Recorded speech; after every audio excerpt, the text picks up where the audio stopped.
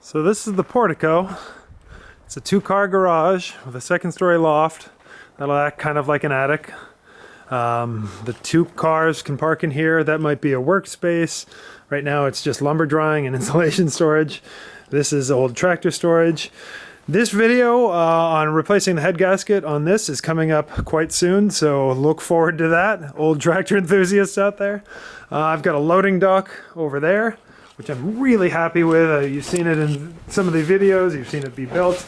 It's extremely solid, unbelievably solid really, and it's just a 28 by 8 flat area to unload firewood onto for the season, and then go in the door into the kitchen right here. The door is not in yet, and the hole is plugged with a piece of insulation to keep wind from blowing through there. So this will be a nice covered space in the winter. I'm not sure if I'll have any kind of door, garage door here, or some kind of curtain. I may not. I'm gonna frame in the back wall with windows and light and stuff, or windows and wood. So 3 sides may be closed in, that may be enough. We'll see. This is approximately where the front door is going to be. This is not going to be the front door, but it has been useful for years.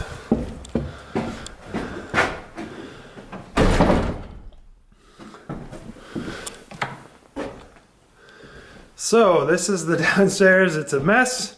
This is ultimately going to be about one big room. This is going to be the kitchen area. Going to frame in windows over there. The wood stove is going to be in that corner. Probably a kitchen table somewhere here in the middle. Maybe a couch over there.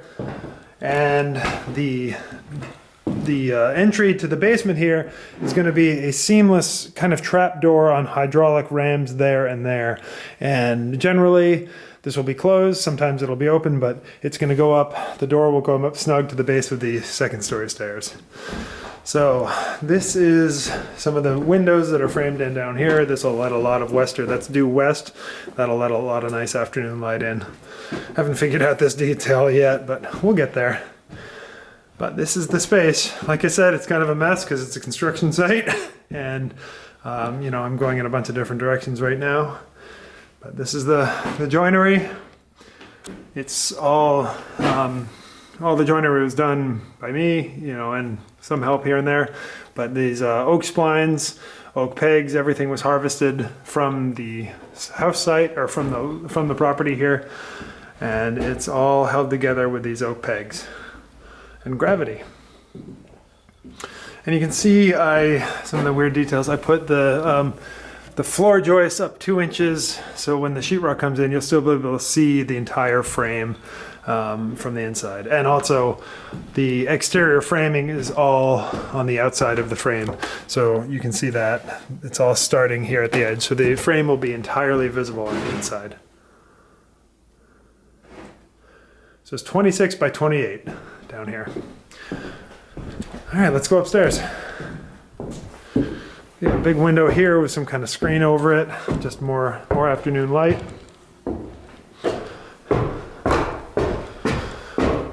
Some of you have noticed that there's a raised bit of floor here. That's going to be the bathroom.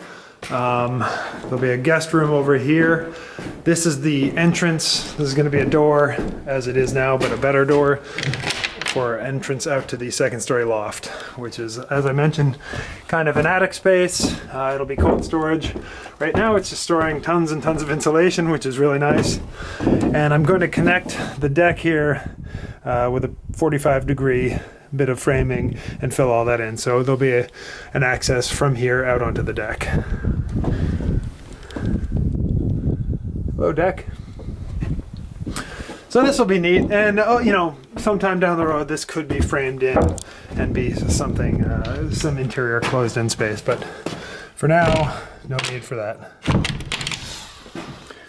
Another framed-in window, big Pella sliders. That's what's going to be here in a lot of these spaces. So this is going to be the main bedroom. This This will be some kind of walk-in closet, just storage room, and then an office over here with some kind of weird loft meditation nook thingy up there with some windows. That's the thing. There will be a big window here and a lot of windows on this south-facing wall, this giant south-facing wall. This is going to plug this hole. That's going to happen soon. Hey, look at that. There's a chair there. What happened here? This is the deck, which I'm really happy about. I love the view from up here. It's really private, and it's a view of the garden. And that is a work in progress right now, which is very exciting. This is going to provide a lot of food. Raspberries and blueberries, and it's really nice soil. So, and that down there is the leach field, which is yet to be completed, but that's next. That's on the docket for next season. That'll be coming up soon. There's a lot coming up soon. The well is going to be drilled. I'm going to install the septic system, start the interior framing, rough in the plumbing, rough in the electric. Yeah, there's a lot coming up. A lot of exciting stuff to be done. So.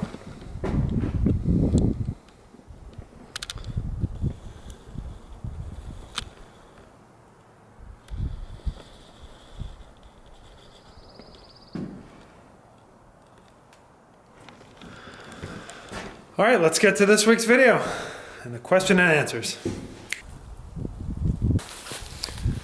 Good morning and welcome back to Building a House from Trees. This week is a unique video because it's not much of a building video. I don't know if I'm going to get any actual building or any of the projects in here. I might try to squeeze some stuff in at the end, just some of the odds and ends that I've done throughout the last few weeks. But this is a response to the Q&A, the question and answer. This is the answer side of things. So I also want to let everybody know that this is the season finale. I have a couple weeks of work coming up and not able to work on the house, not able to produce any videos. So there will be a new video every Friday, but it's not going to be a building from house from trees. So season 5 ends with today's video. What a season. Thank you so much for all your encouragement. A lot got done, and there's the wind and maybe a little rain, but yeah, I'm going to go through and answer your questions. So thanks for all the questions. They're really great questions. I'll try to answer them as well as I possibly can in this video. And you know, it's going to be a couple weeks, 2 or 3 weeks before there's another Building House from Trees series, but there's a lot of exciting stuff coming up this season and this next season, season 6. Unreal. So thank you for watching. Thank you for the questions. Thank you for liking, sharing, subscribing, and here we go.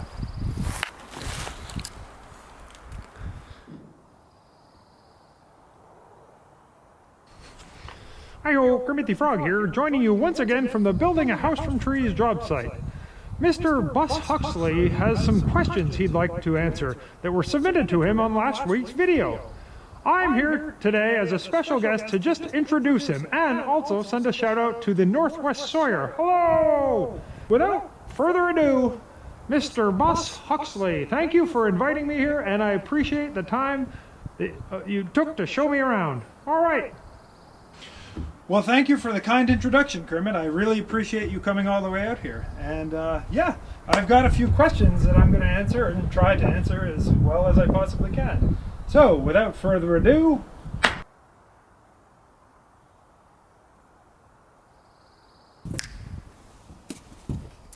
Robert Fortune reads, what do you plan to use as external finish siding for the house? That's a great question.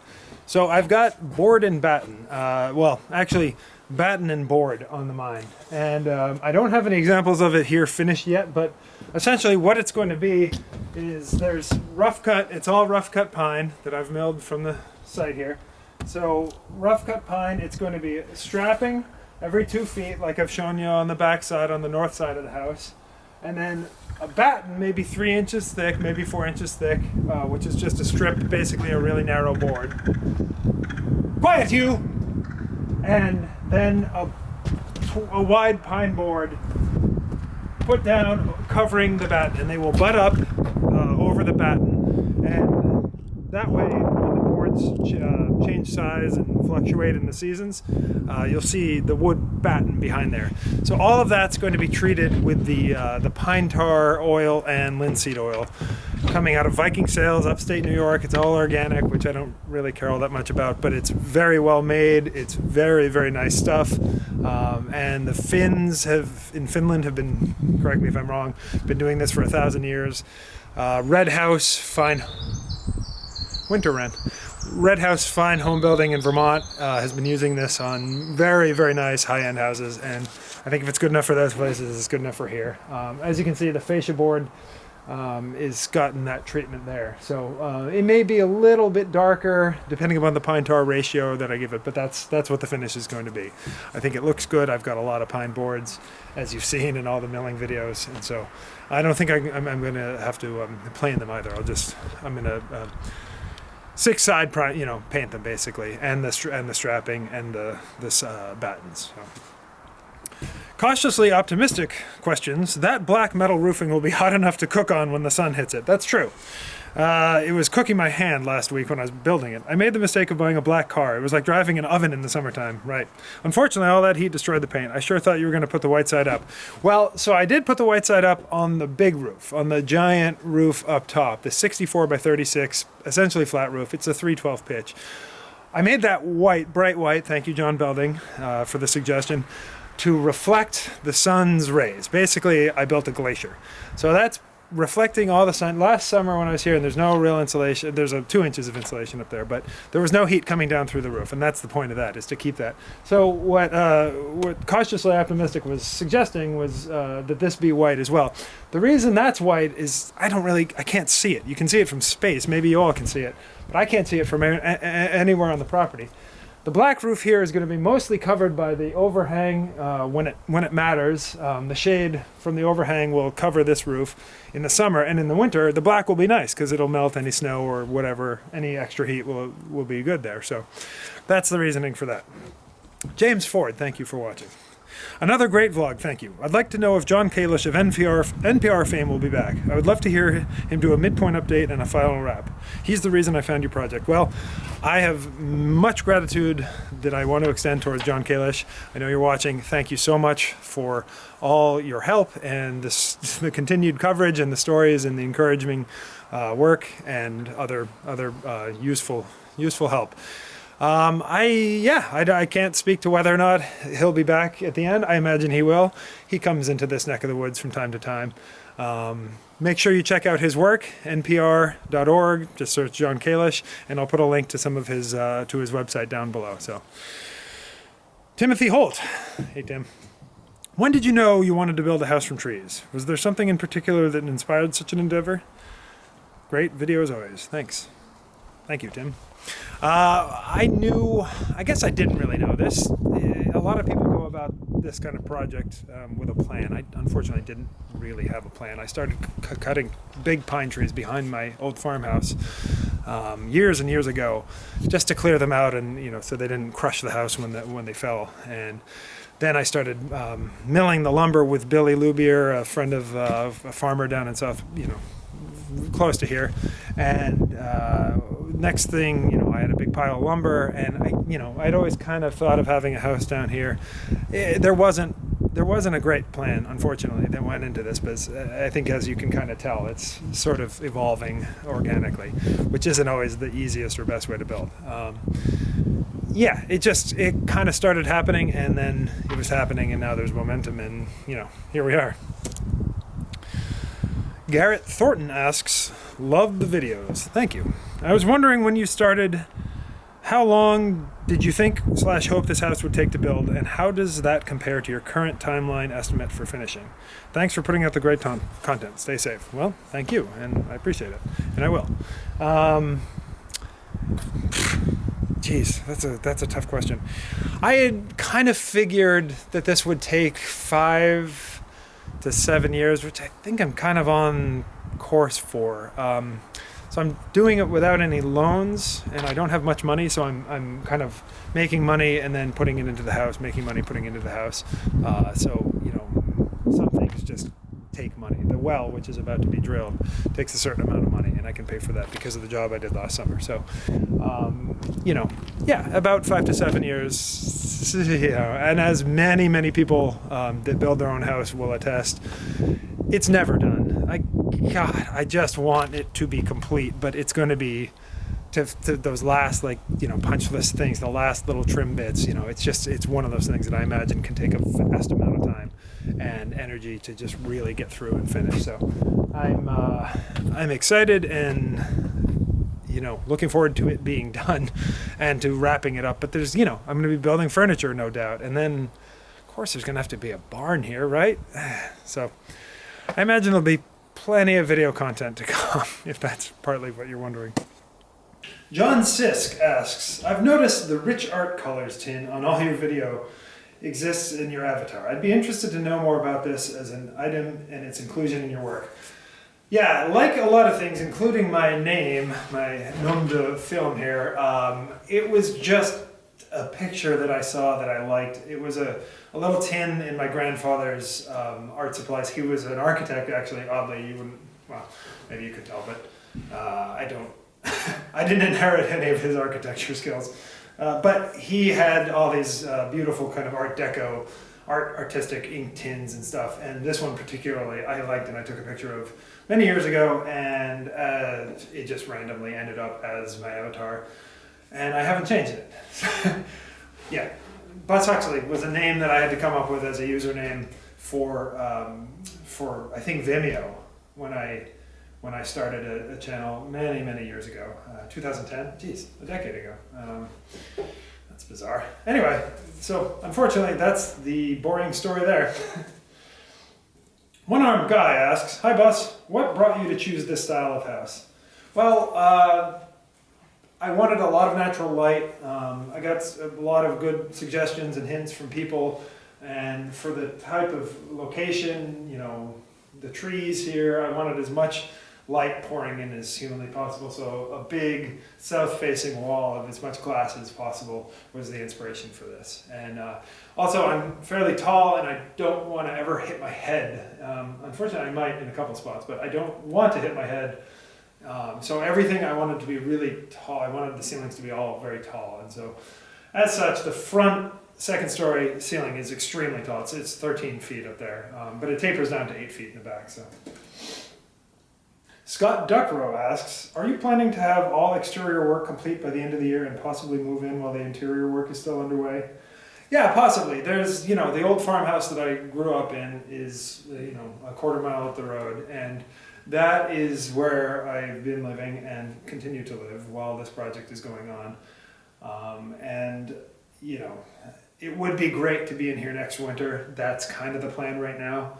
We'll see what happens. I just don't know. I don't see why not, but things happen. So we'll see. Hopefully next winter I'll be in here toasty as all get out. So we'll see. Walking around on my Advantech floor. Tammy Gammy asks, how is your previously broken foot holding up? How tall are you and what size boots do you wear? I love that window. This one. I would think so. Thank you. I'm 6'4". The broken foot is holding up fantastically well. I can't believe it healed as well as it did. Thank you, Doc Asherman, for the x-rays and the super useful tip to not do anything for 1 month and let it heal. And I wear a size 13 boot. So there you go. Thank you. Patriots One Needed asks, please share your thoughts on using Greenwood, which I'm standing on right now, on the build. What concerns, if any, do you have on future warping / shrinking / twisting, and how do you mitigate that from happening? Always a pleasure to watch. Thank you very much, and thank you for your continued comments. Well, my thoughts on using Greenwood are, I'm using generally white pine, eastern white pine, some hemlock. It tends to, when milled well, or when milled reasonably well, and it's heartwood. It's kind of the middle of the wood. It's not a lot of the trees that I'm using. I'm selecting the logs that I want that are kind of straight grained and pretty healthy, and essentially white pine tends not to warp all that much when it dries, and especially when it's locked into place. So once it's fastened and secured and all built, like this deck was built with almost entirely green lumber. which I don't like to do just the sheer weight of it. It's a lot nicer to build with dry lumber. All the 2x6s and 2x4s out there that I milled this winter, they're probably dry by now, and I can't wait to actually start working with them to frame in the rest of the windows and the interior walls. It's just lighter. But in my experience, you know, there hasn't been all that much warping. The timbers, the beams, there will be some warping, there's some cracking. Once I get the wood stove in here, once everything gets closed up, it's gonna really, there's gonna be a lot of movement, there's gonna be a lot of changes, but that's kind of the beauty of this house and the structure. It's all held, I mean, obviously there's a billion nails holding the sheathing on and the framing, the exterior framing, but the frame itself, there's no nails or timber locks. This is all held together with, I mean, there are some timber locks here and there, but this frame isn't, you know, it's essentially all held together with wooden oak pegs that I made. So, and splines and stuff that I made with help. So it all flexes, it all moves a little bit. You know, it can take a little bit of an earthquake and all that stuff, and that's kind of the beauty of it, is that it's not super rigid. So, Will Dable, all the way down in Australia, asks, how do you feel about the weird privacy / showing your life to the world thing? Does it ever feel intrusive or strange knowing people are seeing you do things in your life on the internet? Yes, it does. Unimaginably strange. It's a bizarre thing. It's a bizarre situation. It may not seem like it, but those of you who know me know that I'm a pretty private person. This is a strange side of me that you see. It's a very curated, very edited side, you know. I don't use my real name, as you know. I'm sure some of you know it, but I'm going to keep it a secret as long as possible. Yeah, it's really bizarre. You know, this is only one aspect of my life. This is a very small part of my life. It's consuming a lot of time and everything, but this isn't, you know, this isn't my life. This is just one part of my life, and it is. It's bizarre. But you do get to see kind of, you know, a version of me, and you know, I like to think that's a decent version. And the relationships, like with you, Will, for example, that I've kind of come to be, have fostered or have grown out of this, are really nice. And it's really strange. I've never met you. We've spoken, you know, via text a couple times, but I feel like I know you, and it's great. It's a really nice thing, you know, on Friday mornings to read this positive feedback, you know, every week, and to get encouraged. You know, this isn't, you know, as you know, this isn't easy, and there's times that it's really hard, and to just kind of have this little thing of positive feedback, it's just so different than in times past when builders have been doing this kind of thing alone, and, you know, or without any kind of, I don't know. I'm not that I need the feedback, but it's just, it is nice. It's a really nice thing. But yeah, it's a good question, and yeah, I'm not entirely comfortable with it, but you know, Bus Huxley sure is. Thanks for asking. Will also asks, for those of us who are going to build a house ourselves, which parts are harder or easier than they seem? Skills, processes, stages, whatever, at the start. Boy, that is a good question, and it's a hard one. I think the hardest part for me is just deciding the layout and deciding on kind of design features and where things should go and where the most logical things, you know, layout basically. You know, I haven't paid much attention to interior design. I haven't seen a lot of that stuff, and as such, I'm not very good at that. And you know, knowing what to do to avoid back work, where the plumbing is going to go, making sure, you know, like my buddy Matt just texted me the other day because he's building a house himself right now, which you can check out on his channel. He texted me, make sure you get the breather pipe for your plumbing roughed in before you close out. You know, just all these little details that I'd like to have done this 3 times before I'm doing my own, but I've worked on houses. I've never built a house from the ground up before. I think that's pretty obvious at this point. So the best suggestion I have is go work for a builder and build a house from the ground up, and then you know, do it on somebody else's. You're going to be able to walk into your own way ahead of the game, or do it like this and learn as you go and take your time and expect to have to do some back work. That's how I've had to do a few times and will continue to have to do, no doubt. So thanks for the question. Casey, thank you again. Talk about the pine tar oil, how it lasts, how often do you have to reply? Well, I think I covered that a little bit earlier. Linseed oil, pine tar, just gonna soak everything, all this decking, all that. It just, the pine tar is antimicrobial, and the linseed oil is sort of a water repellent and prevents it from rotting. So if you just use linseed oil, I guess you'll get a little mildew and mold, and I'm trying to avoid that. So it's a combination, an old technique. M. Hewitt asks, why plywood and not OSB on the outside? That's a great question. Plywood was a little bit cheaper. That's a big one. But it also, I've got a couple of suggestions from a few friends. Plywood that's been cut is less likely to warp, even that really good quality zip system, which I used on the roof. When you cut around a window, if ever for some crazy reason water does get all the way past all the barriers and into that, plywood isn't as apt to expand and kind of puff up and rot as OSB is. So that's my understanding. It was cheap, easy to work with, relatively light to do alone, and with the zip tape that I used, I think it's going to be just fine. So, William Chapman asks, questions: how many acres is the house from trees located on? What lesson would you most want to go back and give your younger self before you set up on building the house from trees, either in regards to the construction, YouTube channel, or both? Well, it's kind of getting back to the Will's question that I just answered. Yeah, I'd like to have a plan and work from the finish back.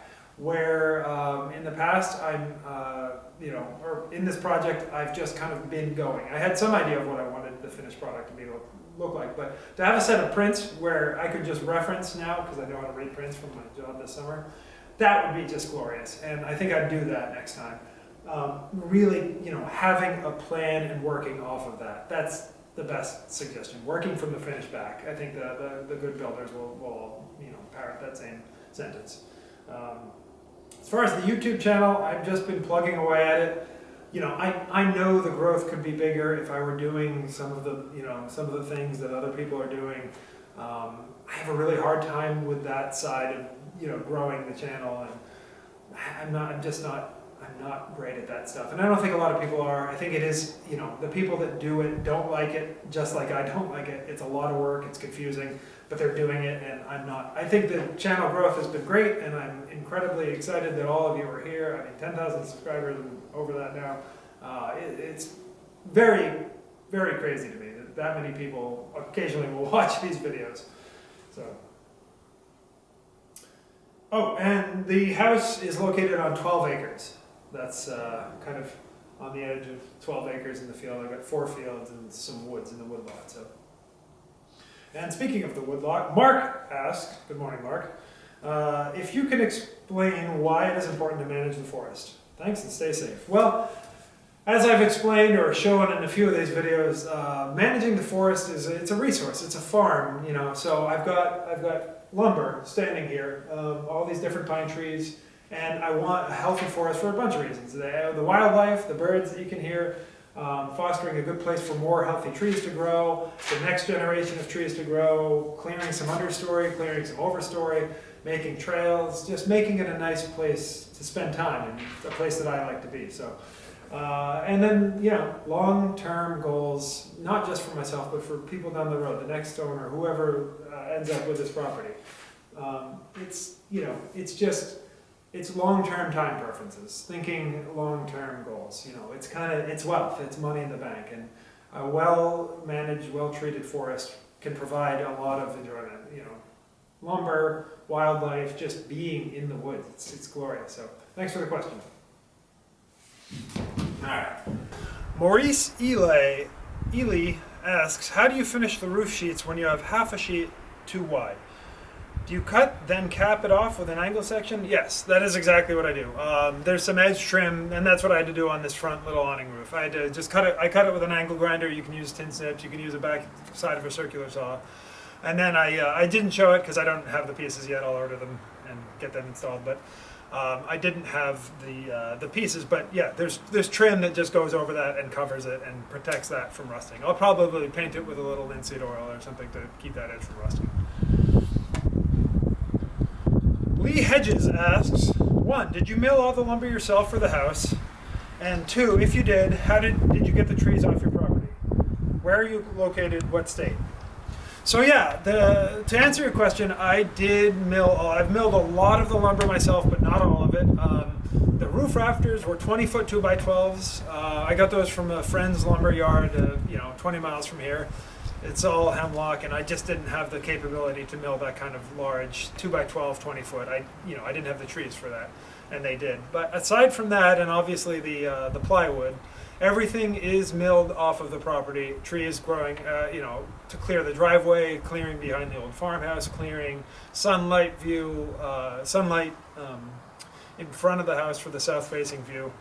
As I mentioned, Billy, a few miles away, milled a bunch of this. I worked with him some of the time, but back in 2015, he was milling a lot of this, a lot of the old,